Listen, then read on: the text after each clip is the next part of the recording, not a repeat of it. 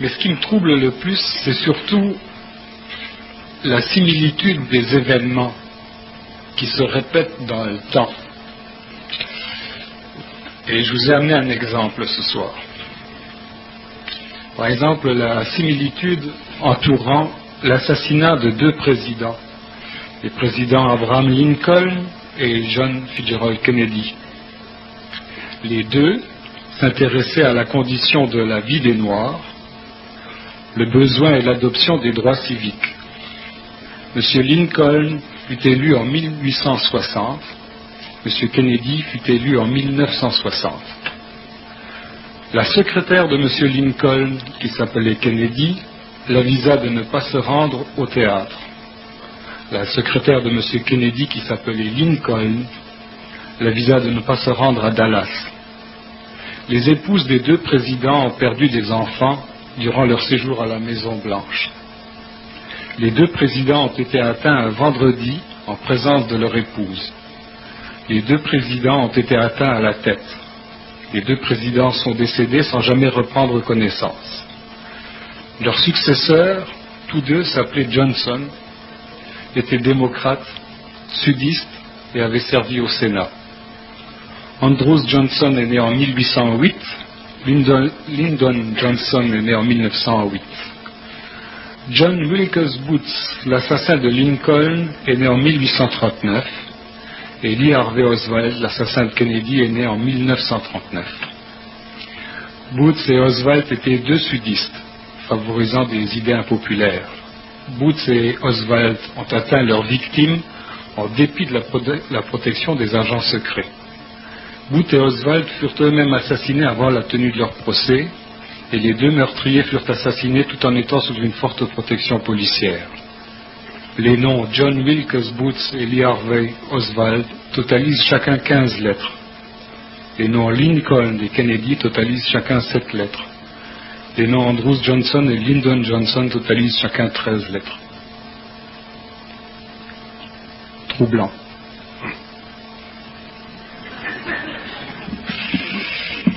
Troublant les dessous de l'histoire. Est-ce que ça veut dire que l'histoire se répète de façon cyclique, que le monde n'est qu'un théâtre, toujours semblable dans son scénario, où seuls les acteurs changent, et peut-être un peu le décor? Croyez-vous à l'éternel retour de l'histoire des cycles?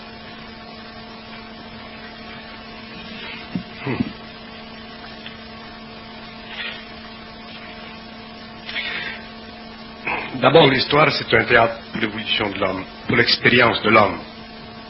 L'homme, c'est un être qui vit sa vie dans un cadre d'unidimensionnalité, ce que nous appelons la logique. Et la logique ne fait pas partie de la vie, elle fait partie d'une qualité de la pensée humaine, amenée à un très haut niveau de développement par la puissance des sens sur la pensée de l'homme.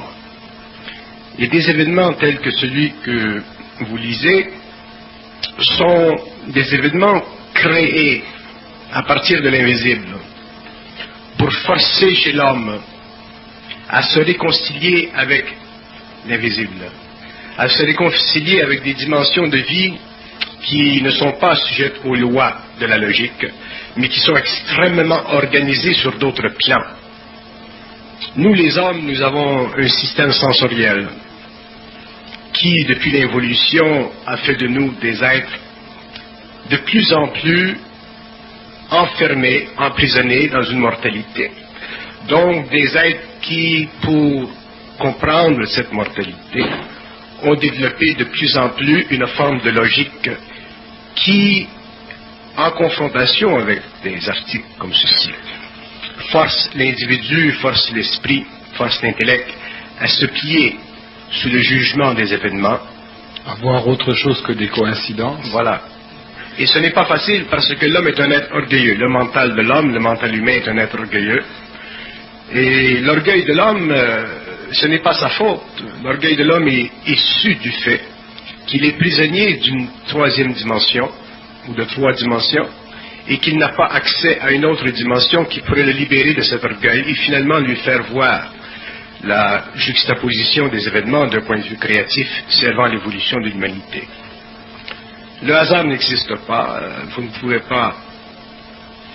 pouvez pas forcer l'homme à croire que le hasard n'existe pas, ça fait partie de son expérience. L'homme en arrivera éventuellement à réaliser que le hasard n'existe pas.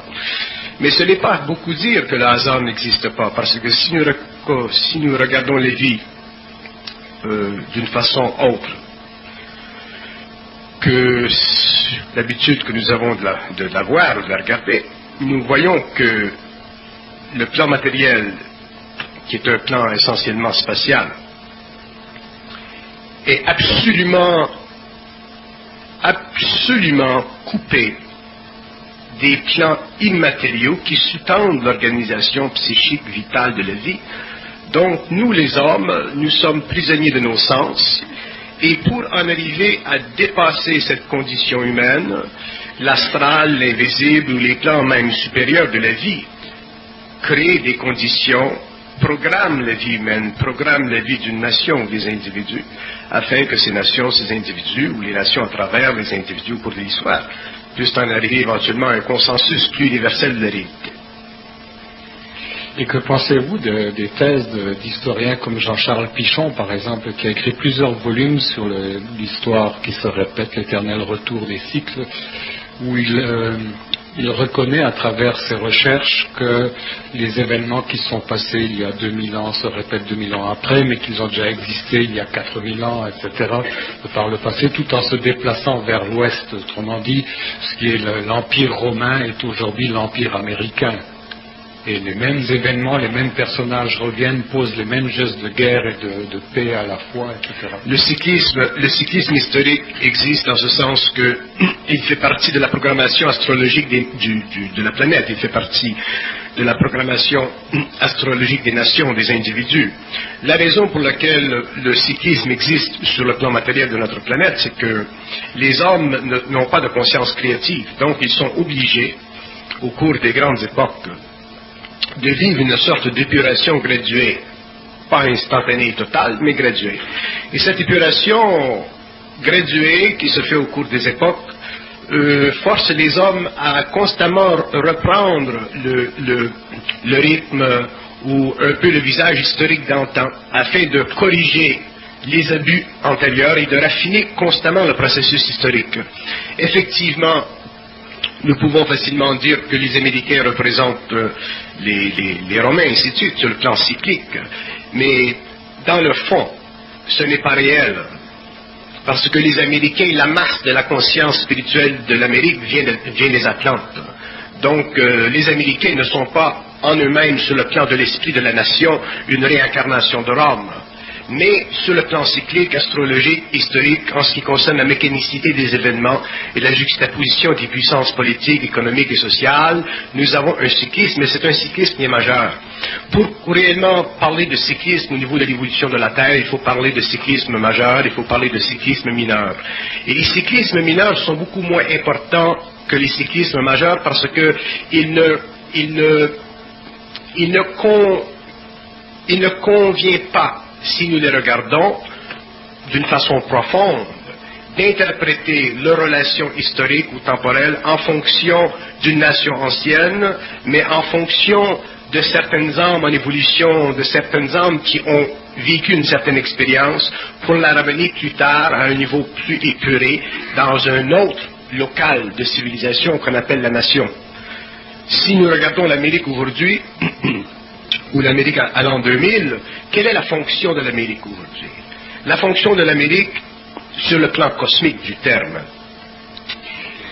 elle est de rapatrier les individus dans le monde qui ont été forcés, à travers l'évolution, historiquement parlant, de se soumettre à des dictées politiques, monarchiques, invitant une relation étroite entre le pouvoir de l'homme sur l'homme et le pouvoir de l'homme divinement orchestré par les institutions monarchiques des anciennes nations qu'on appelle le roi, ou qu'on appelle la reine, autrement dit, les rois qui étaient rois par la grâce de Dieu, qui avaient le pouvoir de mort, ainsi de suite.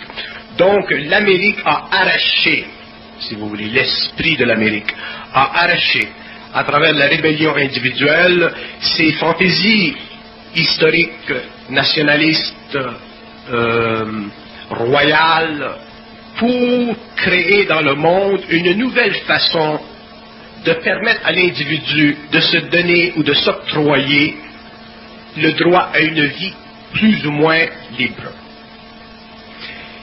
En Europe, même sous le signe du communisme ou du socialisme, ceci n'a pas été rendu parce que le communisme ou le socialisme marxiste que nous retrouvons par exemple en Russie a changé la forme pour créer un monstre de cette même forme. Le Politburo russe est devenu le siège de la royauté qui a sur l'individu une grande puissance d'intervention ou d'influence que nous ne retrouvons pas aux États-Unis. Donc nous avons une polarité historique créée à partir de 1917 jusqu'à aujourd'hui en relation avec le mouvement des Amériques. Nous avons une polarité qui fait en sorte que le peuple américain, si vous voulez, à cause de cette puissance financière, politique, ainsi de suite et militaire, n'est pas perçu dans le monde comme il devrait l'être. Et c'est pourquoi d'ailleurs il y a tellement d'antipathie contre ce peuple.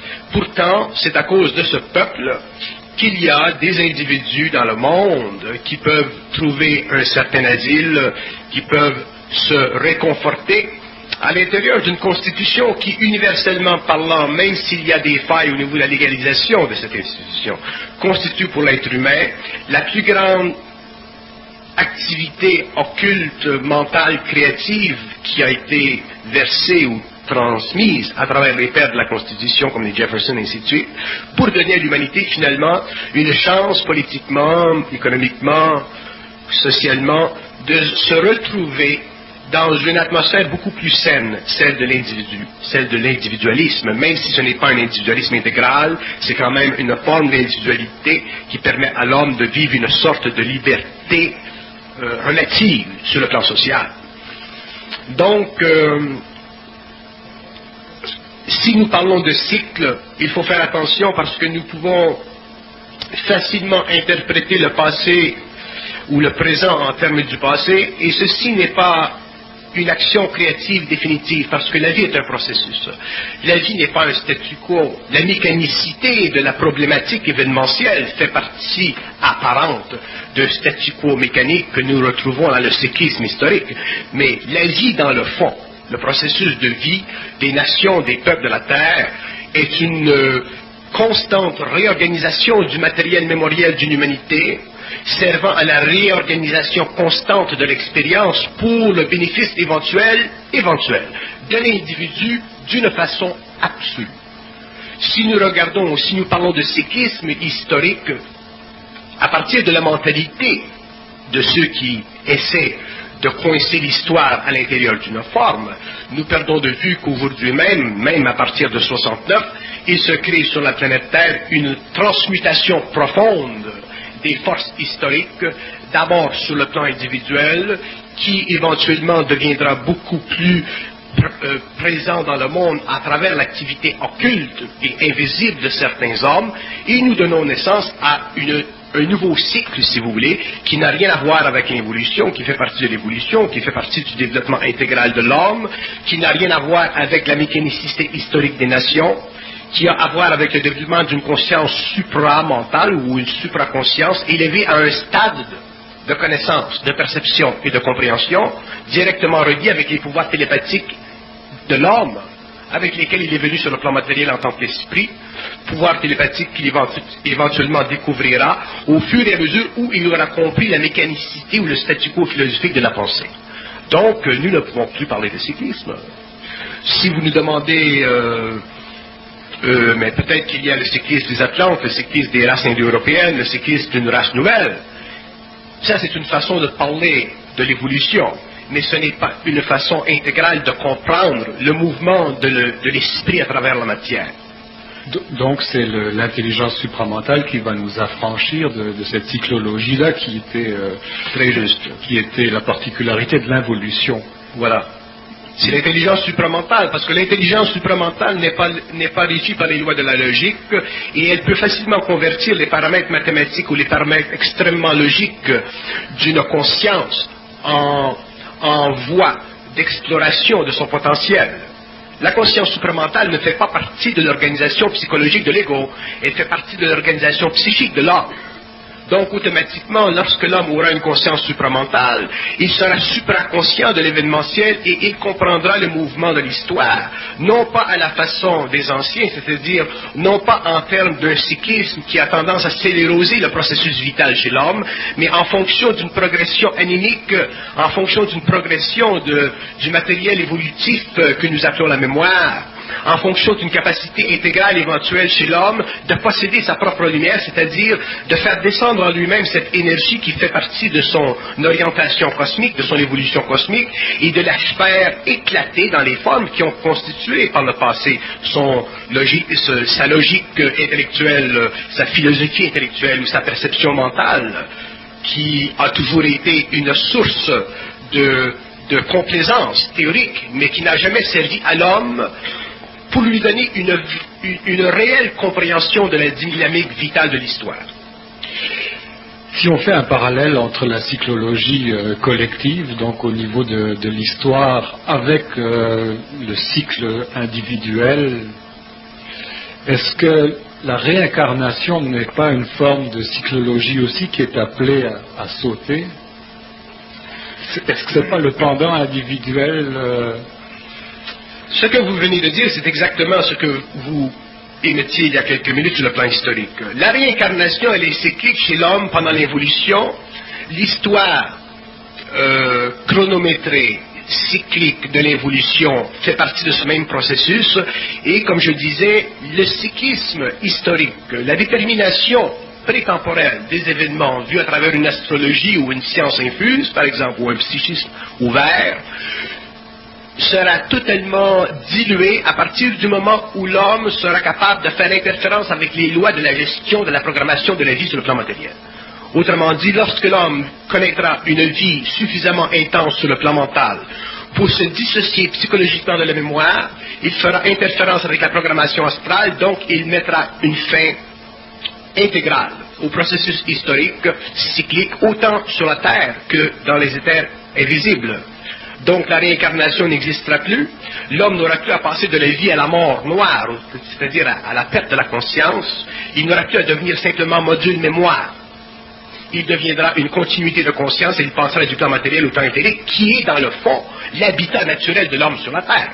L'habitat naturel de l'homme sur la Terre, ce n'est pas le plan matériel.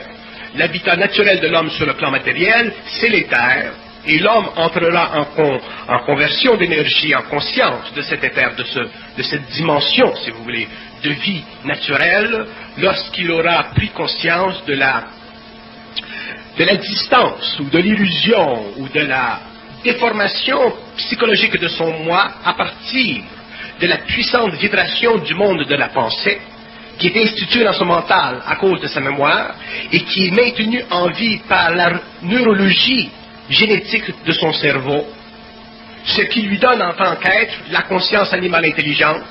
Et l'homme est beaucoup plus que ça. L'homme n'est pas un animal intelligent, l'homme est un être. L'homme, autrement dit, pour employer ou pour changer, si vous voulez, les termes de place, je dis que pendant l'évolution, nous avons assisté à une programmation expérientielle d'un type d'animal intelligent que nous appelons l'être humain. Mais l'être humain, ce n'est pas l'homme. L'homme est un esprit matérialisé. L'homme est l'homme réel. L'homme est le produit de la distillation à travers différents plans d'énergie d'une essence qu'on appelle la lumière, et cette essence devient manifestement mentalement organisée lorsque l'homme est conscient. Ça, c'est l'homme nouveau. Alors que l'être humain, l'être de l'évolution, est un animal dressé, intelligent, qui a, au cours des millénaires, développé des facultés émotives à travers le corps astral, qui a développé des facultés intelligentes à travers le mental inférieur, à cause de la mémoire, qui fait partie aussi du règne animal. Donc, l'être humain de l'évolution n'a aucune relation avec l'homme de l'évolution.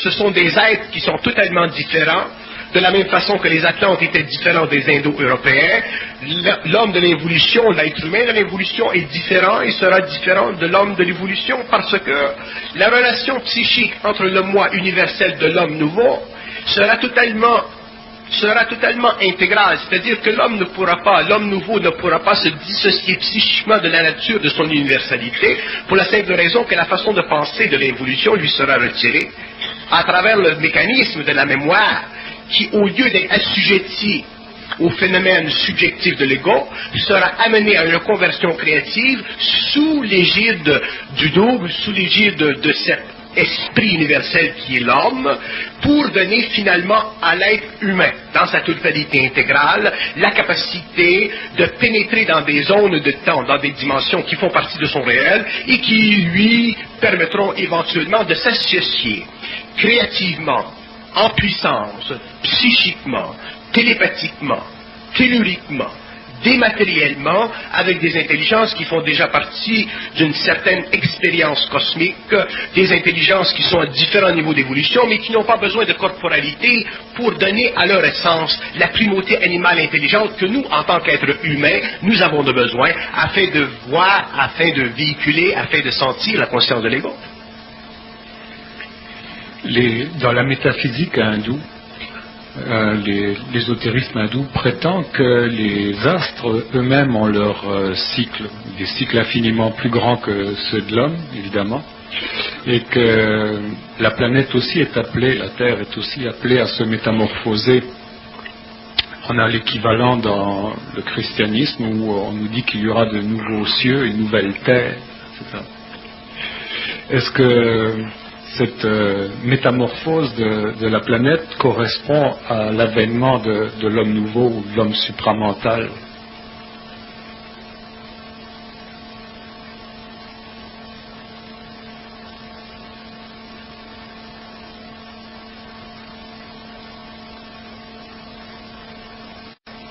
La métamorphose de la planète correspond à l'événement de l'homme nouveau, mais elle ne correspond pas à l'événement de l'homme nouveau en fonction de la matérialité de la conscience planétaire. Est-ce que c'est une condition sine qua non, le changement de la Terre avec le changement? Ce n'est pas une condition sine qua non. Le plan matériel de la planète, il a été figé dans les astromentaux des mondes supérieurs, donc c'est un monde qui est parfaitement organisé, parfaitement développé, et qui est capable magnétiquement de se soutenir pendant une très longue période de temps, à moins que l'homme, pour des raisons de bévue ou d'instabilité psychique, détruise sa planète, nucléairement par exemple. Mais même ceci serait arrêté. Lorsque nous parlons de la conscience de la Terre, nous ne pouvons pas parler de la conscience de la Terre en termes de globe, de matérialité. Nous devons parler de la conscience de la Terre en termes d'éther immatériel, faisant partie de la condition ou de la composition psychique de la planète, et condition psychique qui s'introduit dans l'organisation instantanée de tous les règnes, autant le matériel que le plantaire, que l'animal ou que l'homme. Autrement dit, lorsque l'homme aura accès à l'éthérique, il pourra naturellement infuser conscience dans l'atome, il pourra infuser conscience dans le plant, il pourra infuser conscience dans l'animal, il pourra infuser conscience dans l'homme. Et c'est cette infusion de conscience qui permettra de créer une nouvelle terre, c'est-à-dire ce que certains initiés ont appelé le paradis terrestre, c'est-à-dire cette terre de conscience activée par la réorganisation systématique de toute la conscience cellulaire de l'homme à partir des plans les plus subtils jusqu'aux plans les plus inférieurs, donc son corps matériel. Ceci, nous ne pouvons pas l'exprimer de façon cartésienne parce que la logique mentale inférieure de l'homme ne fait pas partie de la substance psychique, mentale, supérieure de l'intelligence. Pour que l'homme puisse entrer dans la convention, dans la réglementation du savoir à venir, pour que l'homme puisse entrer dans la conversion de l'énergie mentale pour la juxtaposition des données événementielles futures, il faut qu'il soit totalement libre de la logique, libre de l'impression mentale subjective de sa pensée, pour finalement s'affranchir émotivement des forces psychiques qui créent dans le monde de sa pensée des tendances à penser d'une certaine façon. Nous, les hommes ou les êtres humains, nous avons des tendances à penser d'une certaine façon. Et nous savons très bien que sur le plan psychique, sur le plan social, lorsqu'un homme ne pense pas d'une certaine façon et qu'il devient trop vers la gauche, trop vers la droite, ou qu'il ne correspond pas trop à des idées qui sont historiquement enseignées, surtout dans le passé, on se faisait trancher la gorge. Mais aujourd'hui, l'homme apprendra, avec l'évolution, que plus sa conscience se se livrera à elle-même, plus il sera capable en tant qu'ego mental, intelligent, d'absorber une nouvelle vibration dans le plan mental de sa conscience. Il pourra commencer à savoir, c'est-à-dire qu'il pourra commencer à pénétrer dans le domaine invisible du mental et aller chercher de l'information qui fera partie de l'événementiel futur de l'humanité. Donc ça lui donnera un point de vue, une perspective universelle pour comprendre l'événementiel à travers lequel il devra passer pour en arriver à vivre finalement la transformation de ses corps pour éclater éventuellement un jour dans un domaine qui fait partie de l'éther naturel de l'être humain. Donc, le problème avec les philosophies ou les métaphysiques orientales, c'est que les métaphysiques orientales sont des métaphysiques astralisées, ce sont des métaphysiques spirituelles, ce sont des métaphysiques qui font du sens philosophiquement, mais qui ultimement, cosmiquement parlant, supramentalement parlant, en dehors de l'ego parlant, n'ont aucune valeur. Pour la simple raison que l'homme supramental, l'homme conscient, l'homme qui ne vit pas de la pensée, l'homme qui n'exerce pas le besoin de bénéficier de la pensée pour avoir de la connaissance, sur le plan égoïque, transmute automatiquement la connaissance en une forme éteinte, c'est-à-dire que la connaissance ne peut plus avoir pour lui de valeur parce qu'elle ne représente que les aspects, que les appétits extrêmement élevés de l'astral qui sont renversés ou infusés par programmation dans la conscience de l'homme pour lui donner une sorte de perception esthétique de l'infinité, mais à partir d'une forme philosophico-religieuse ou spirituelle qui, d'une façon ou d'une autre, au cours de l'évolution, l'a emprisonné dans une fossilisation tellement puissante qu'elle a fait de la philosophie ou de la métaphysique orientale une chose ou un objet à laquelle on tend. Et l'homme n'a à tendre vers rien. L'homme n'a pas à tendre vers quoi que ce soit, puisqu'il est lui-même universel. Et même le terme universel n'a aucune valeur pour un homme conscient, parce qu'il représente toujours un concept ad infinitum qui a pour but de transférer dans le mental de l'homme une notion infinie d'une particularité indivisible de son évolution. Et ça, encore, c'est une forme. L'homme de l'évolution ne comprend pas, ne réalise pas, tant qu'il sera obligé de penser pour savoir, il sera obligé de vivre un statut secondaire sur le plan cosmique, sur le plan de l'évolution. Sur le plan de l'évolution, non pas simplement des nations planétaires, mais aussi des nations archétypes qui font partie de l'évolution systémique, des esprits, ou comment dire, des intelligences qui, depuis très longtemps, ont laissé le corps matériel parce qu'ils n'en avaient plus besoin. Aussitôt que nous employons un terme, qu'il vienne de l'Occident ou qu'il vienne de l'Orient, aussitôt que nous employons un terme pour définir, avec une sorte d'intransigeance philosophique, la nature du réel, nous sommes obligés de supporter l'émotivité de ce terme et de vivre psychologiquement en fonction d'un besoin, de nous rassasier psychologiquement de l'infinité, et ça c'est une illusion et c'est même une souffrance pour un homme. Et nous autres, nous vivons en fonction du passé, du présent et de l'avenir, mais est-ce qu'en lui-même, est-ce que ceci n'est pas une illusion? Est-ce qu'il n'existe pas un antitemps? L'antitemps fait partie de l'espace antimatériel. Dans l'antimatière, l'espace est l'antitemps, et l'antitemps de l'antimatière fait partie de la corporation psychique des moi globales, universelles, totalisées dans la dimensionnalité psychique de l'homme, sur le plan de ses cellules, et totalisées sur le plan spirit de l'involution et de l'évolution, dans l'organisation systémique des mondes organisationnels qui, eux, s'occupent de construire les schémas d'évolution pour la programmation des évolutions, afin que se perfectionne l'énergie, afin que devienne consciente énergie, afin que naisse l'ego, afin que naisse la conscience supramentale, et afin que naissent d'autres consciences plus tard au fur et à mesure que l'homme évoluera. Est-ce que ça veut dire que la source du temps, c'est la pensée, et que l'esprit est lui-même dans cet antitemps? Voilà. La source du temps, c'est la pensée qui crée le temps, et l'esprit est en dehors du temps, donc il est anti-temps, il est antimatériel, et sa conversation de l'énergie à travers l'homme fait de cet être une conscience ou un être conscient, mais le problème de l'homme évolutif, c'est que la pensée est tellement lente, elle est tellement opaque, elle est tellement dense, qu'il est obligé, à cause de la coordination des événementiels, qui n'est pas capable lui-même de vivre instantanément, à cause de la finitude de sa matérialité, à cause de la sensibilité de son mental, à cause de la puissance de ses émotions, l'homme n'étant pas capable de vivre l'antitemps dans sa conscience d'une façon instantanée, sinon il éclaterait, il mourrait, donc il est obligé de passer par une phase d'initiation, c'est-à-dire par une phase où il apprend lentement à se dépendre dans le temps psychologique de l'ego, donc à perdre conscience du temps qui est valorisé par sa pensée, pour en arriver finalement à enlever à sa pensée le temps qui donne à sa pensée la gravité, pour en arriver éventuellement à ne plus vivre d'une pensée personnelle,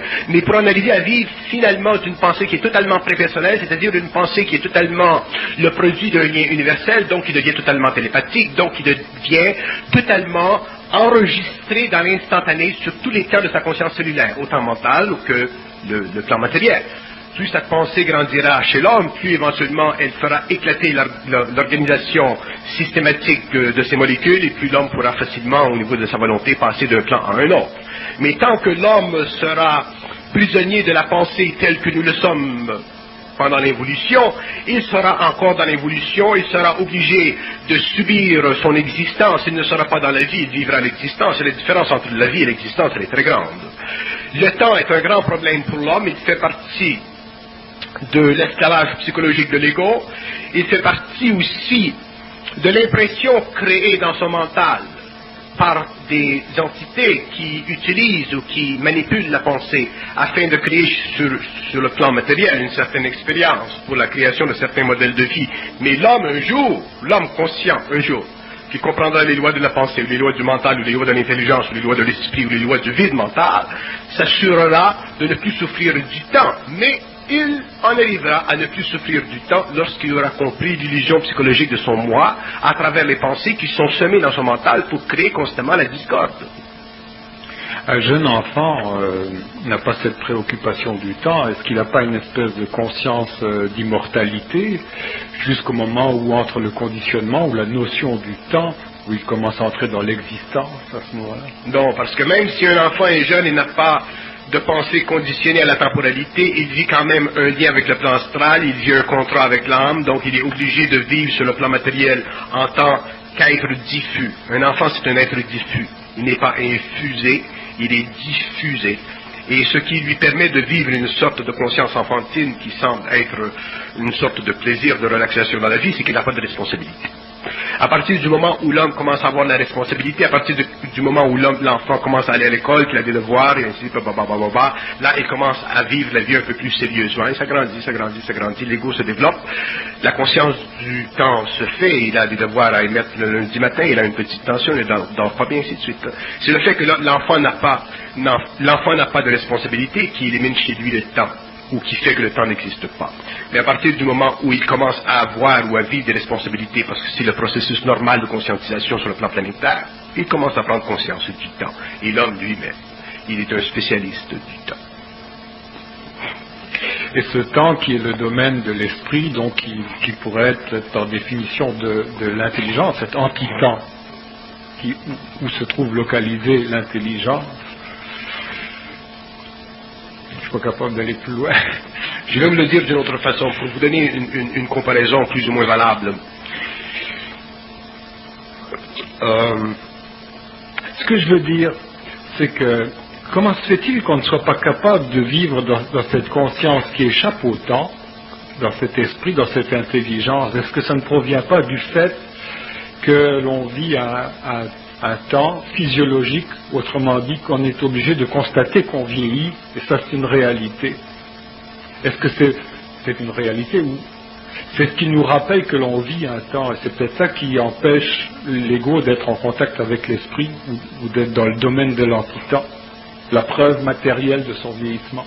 La preuve matérielle de notre vieillissement n'a rien à voir avec la réalité de l'esprit. Si l'homme était dans la réalité de l'esprit, il ne sentirait pas qu'il vieillit. Effectivement, corporellement parlant, il vieillirait, c'est normal.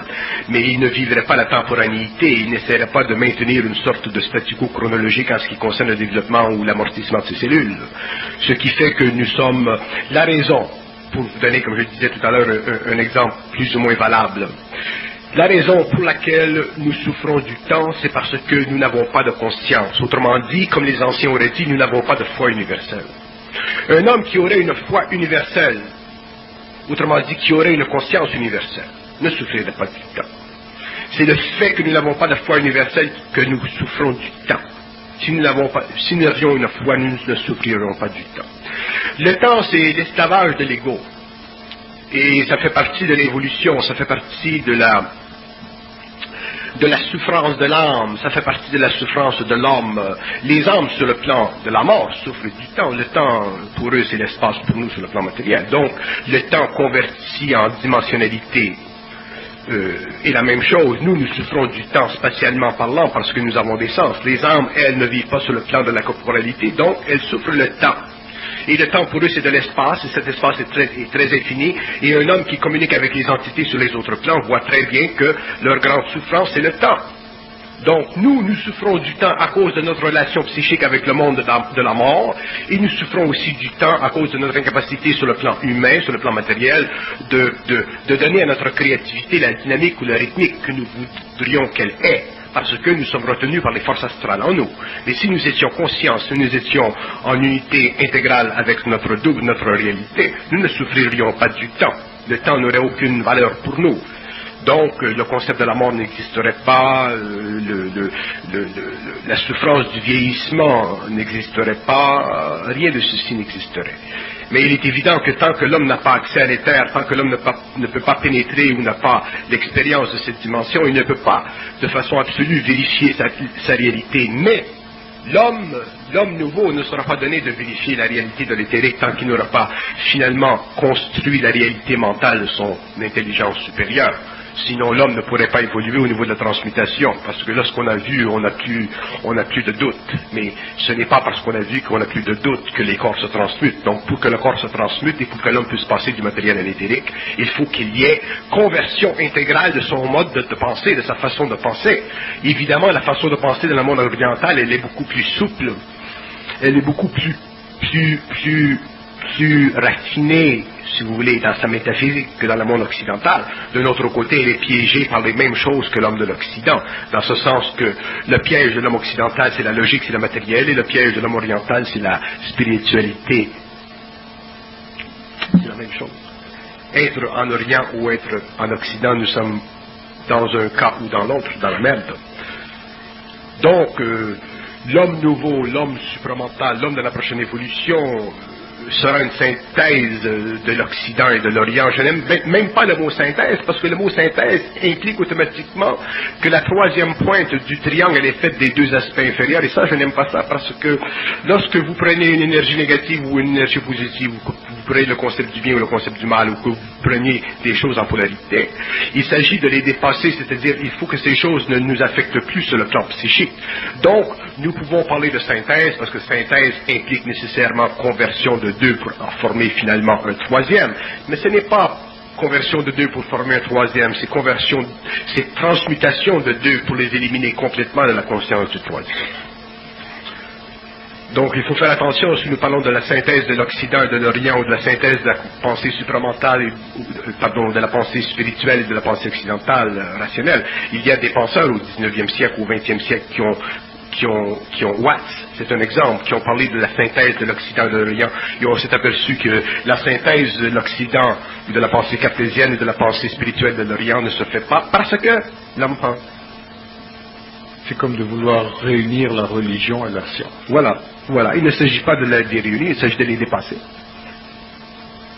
Donc, à ce moment-là, lorsque l'homme aura dépassé les conditions psychologiques, philosophiques, historiques, métaphysiques de la religion et de la science, il sera dans une autre conscience, donc il regardera dans la religion d'aujourd'hui, il verra que c'est un jeu pour les enfants, cosmique. Et il verra la science que nous avons aujourd'hui aussi comme un jeu pour les enfants. Et la prochaine conscience, la conscience de l'évolution, qu'Aurobindo a vu, que certains ont vu, que certains aujourd'hui commencent à vivre, cette conscience sera totalement désagrégée du passé de l'évolution de l'humanité. Nous ne pouvons plus parler de synthèse. Qu'est-ce qui vous permet à vous personnellement de travailler avec le temps, de pouvoir dire je vais faire telle chose dans 4 ans, telle chose dans 15 ans, telle chose dans 18 ans? Parce que je vis une expérience mentale qui est totalement télépathique. Donc, puisque je ne pense pas subjectivement, ce qui me donne le pouvoir de la parole, je vis une communication télépathique. Donc, si on me dit, bon ben, tu ne commenceras pas à travailler avant 10 ans, qu'est-ce que vous voulez que je fasse? Je vais m'obstiner. Donc, si on me dit, tu feras telle chose dans 5 ans, dans 2 ans, dans 2 mois, c'est dans 5 ans, dans 10 ans, dans 2 mois. Tandis que l'homme, lui, comme il ne bénéficie pas d'un contact télépathique avec lui-même, il peut bénéficier d'un contact télépathique avec l'astral. Et ça, c'est touché. Parce que l'astral, c'est le monde sublime du mensonge. Il n'y a rien de plus menteur, de plus voilé, de plus occulté, de plus anti-homme que la mort. Et le pire, c'est qu'ils le savent. Mais les entités ne peuvent rien faire parce que ça fait partie de l'organisation systématique de leur monde. Ça prend des hommes sur le plan matériel pour leur mettre le gruau au nez. Mais il n'y a pas beaucoup d'hommes sur le plan matériel qui peuvent s'obstiner mentalement avec des entités décorporalisées. Ça fait partie de l'évolution, il y en aura de plus en plus.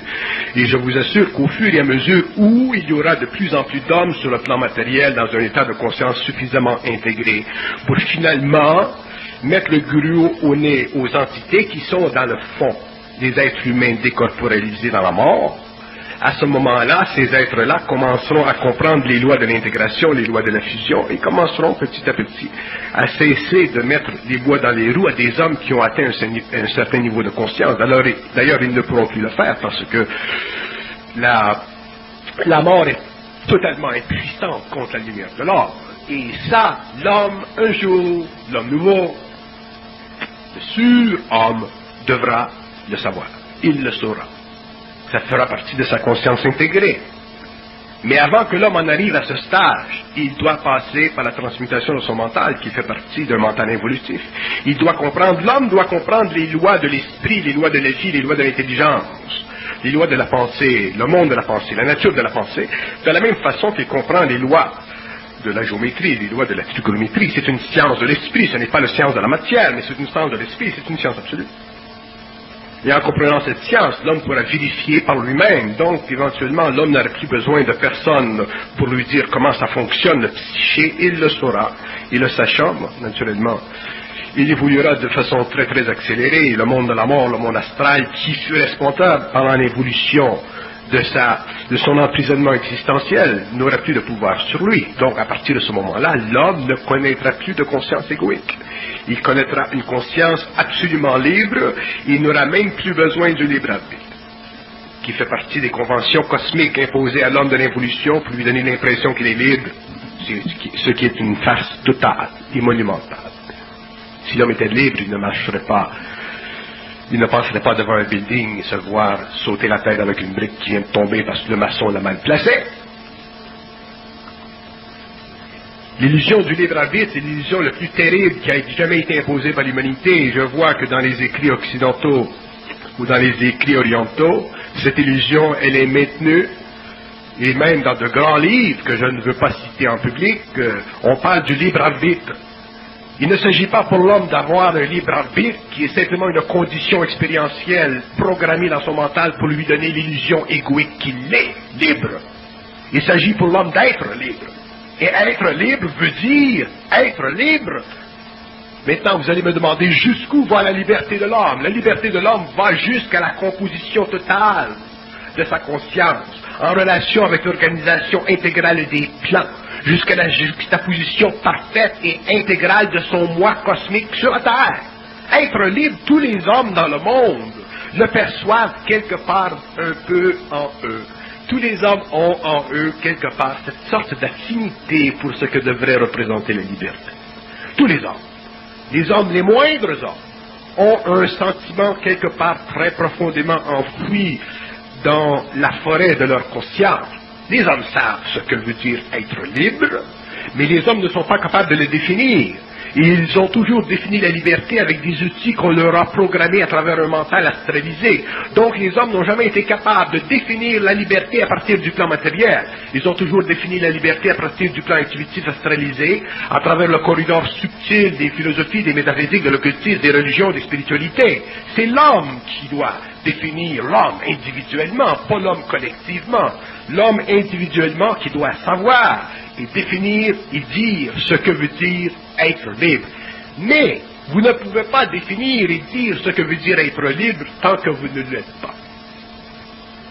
Lorsque l'homme sera libre, il pourra dire ce qui ressort de cette liberté. Lorsque l'homme pourra regarder dans les terres, il pourra dire ce qui ressort de la réalité des plans invisibles et ce qui ressort de l'illusion de la sensorialité de son corps matériel. Lorsque l'homme sera libre, il pourra comprendre ce que veut dire l'immortalité de sa conscience, il pourra comprendre ce que veut dire la mort, il pourra comprendre ce que les membres, les entités, par programmation, l'invitent à penser, ainsi de suite. L'homme comprendra tout, les mystères n'existeront plus. C'est une insulte à l'intelligence de l'homme qu'il se fasse dire qu'il y a des mystères de ceci ou qu'il y a des mystères de cela. Comment voulez-vous que les mystères existent si l'homme lui-même est esprit, si l'homme lui-même est cosmique, si le double de l'homme est sa contrepartie universelle, antimatérielle, antitemporelle, si la totalité de l'organisation psychique, elle est totalement prévue dans la composition cellulaire de ses organes, si l'homme est capable en tant qu'être d'être à la mesure du véhicule dont a besoin son esprit pour remplir une tâche évolutive dans le cosmos à une échelle ou à une autre, qui peut dire à l'homme qu'il n'est pas libre, ou que sa liberté est conditionnelle à telle chose, à telle chose, à telle chose, ou qu'elle soit fragmentée, historiquement parlant, ou qu'elle soit divisée psychologiquement parlant, ou qu'elle soit colorée métaphysiquement parlant, occultement parlant, spirituellement parlant, religieusement parlant. Qui a sur l'homme d'autorité? C'est ça. Aucun être dans le cosmos n'a sur l'homme d'autorité. Et les êtres qui sont suffisamment évolués dans l'univers savent ceci. Ça fait partie de la nature de leur esprit. Ça fait partie de la beauté de leur conscience. Ça fait partie de la perfection de leur évolution. Il n'y a pas d'autorité sur l'homme. Ce qui a créé l'autorité sur l'homme, ça a été l'évolution, les systèmes qui ont été programmés à cause du besoin de l'âme de se fortifier, d'évoluer. Mais sur le dos de qui? Encore sur le dos de l'homme. Moi, j'en ai ras-le-bol que le monde de la mort s'occupe constamment de progresser dans son évolution sur le dos de l'homme. Et l'homme, un jour, se réveillera, l'homme, un jour, prendra conscience de la réalité de son moi universel, et il verra que son moi planétaire fait partie de l'aspect inférieur de ce moi universel, mais que les deux ensemble sont jumeaux. Mais l'homme ne pourra pas constamment être chameau de sa réalité. La liberté, est-ce que ça n'implique pas le respect de soi et le respect des autres? La liberté, ça implique tout. La liberté, ça implique tout ce que vous pouvez vous imaginer en tant qu'homme de plus grand, de plus beau, de plus noble, de plus pur, de plus réel, de plus vaste. C'est ça la liberté. Je vais vous donner une autre définition de la liberté. La liberté, c'est la capacité de la vie de se rendre disponible à l'homme pour que l'homme puisse se rendre disponible à elle. Qu'est-ce que vous voulez de mieux? Ça, la liberté. Vous en voulez une autre? Je cherche à situer l'ego là-dedans. L'ego, c'est une lentille. L'ego, c'est une lentille. Comment voulez-vous que je boive ce verre d'eau s'il n'y a pas de verre? L'ego, c'est le verre. La lumière, c'est l'eau. Les deux sont un. Ils forment un. Nous, les hommes, nous voulons savoir qu'est-ce que c'est de l'eau. Nous voulons savoir qu'est-ce que c'est le verre. Pour étudier le verre, il faut enlever l'eau.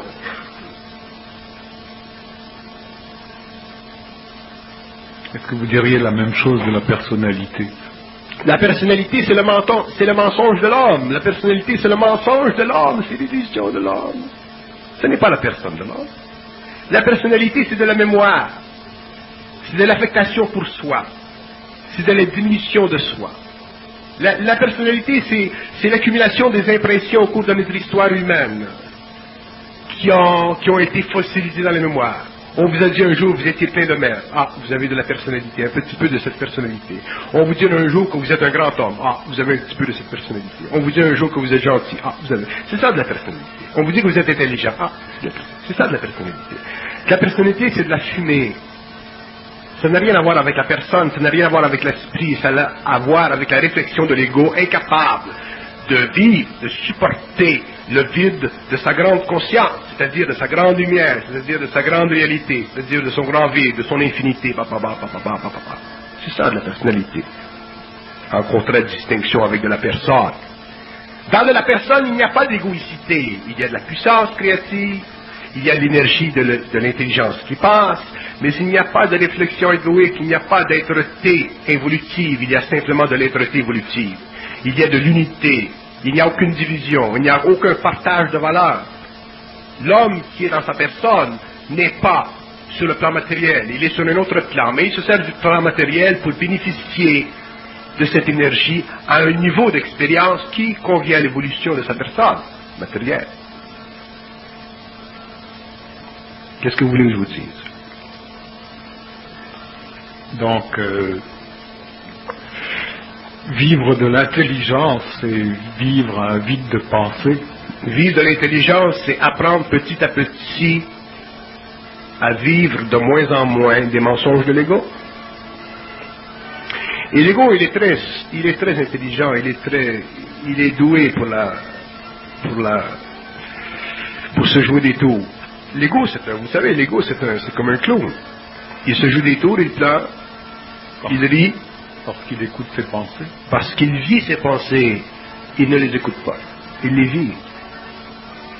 Si l'ego écoutait ses pensées réellement, il dirait, ouais, qu'est-ce que tu me joues en? Hein?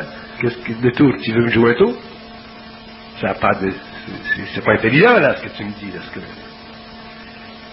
Mais l'homme, en tant qu'ego, en tant que lentille, il doit comprendre, il doit réaliser un jour que le phénomène de la pensée, ce n'est pas un phénomène planétaire, c'est un phénomène cosmique. La pensée, elle part d'ici, elle descend, elle passe dans les éthers astraux de l'homme, elle se manifeste dans son cerveau et elle devient égoïque, personnelle. C'est moi qui pense. Pascal le dit. Je pense donc je suis. C'était la suprême erreur de la philosophie française. Et tout le monde y croit. Les Français l'ont dit, alors tout le monde, naturellement. Et en plus, ils l'ont dit en latin, cogito ergo sum. Et l'homme découvrira que le phénomène de la pensée, c'est un phénomène en évolution. C'est un phénomène subjectif pour le moment, qui est polarisé entre le bien et le mal, et ainsi de suite, le vrai et le faux. Et il découvrira un jour que le phénomène de la pensée, c'est finalement un phénomène cosmique, mais qui doit être amené à une perfection dans le mental de l'homme pour que le mental de l'homme qu'il devienne parfait. Donc, il faut que l'ego voit à travers le jeu, les illusions, les voiles de la pensée, et ceci fait partie de l'évolution solaire de l'homme nouveau. Merci beaucoup, Bernard.